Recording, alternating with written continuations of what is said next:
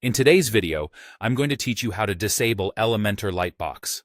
If you've ever wondered how to streamline the user experience on your website by turning off the Elementor Lightbox feature, you're in the right place. This process is straightforward, and I'll guide you through each step with ease. Let's start at the very beginning. First, access the page you need to edit using Elementor. If you're not already familiar, Elementor is a popular page builder plugin for WordPress that allows users to create stunning web page designs with minimal effort. Once you're on the page you wish to edit, look for the Edit with Elementor button, which is typically found near the top of your WordPress editing interface. Click that button, and it will launch the Elementor editor, offering you an intuitive interface with a range of tools on the left side of your screen. Now that you're in the Elementor editor, you'll notice a set of 3 horizontal lines, commonly referred to as the hamburger menu, located in the top left corner of the panel. This menu serves as your navigational gateway to a host of settings and options within Elementor. Go ahead and click on those 3 lines, and a drop-down menu will appear, providing different site options. From this drop-down menu, scroll through to locate and select Site Settings.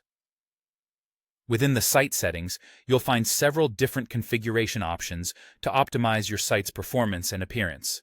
Your goal here is to locate the option labeled Lightbox.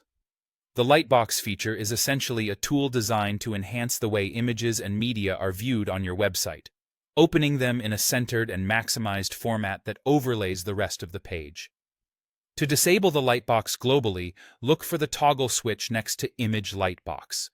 This toggle is super useful for turning visuals on and off with just a click. Once you've found it, simply click on the toggle switch to turn it off.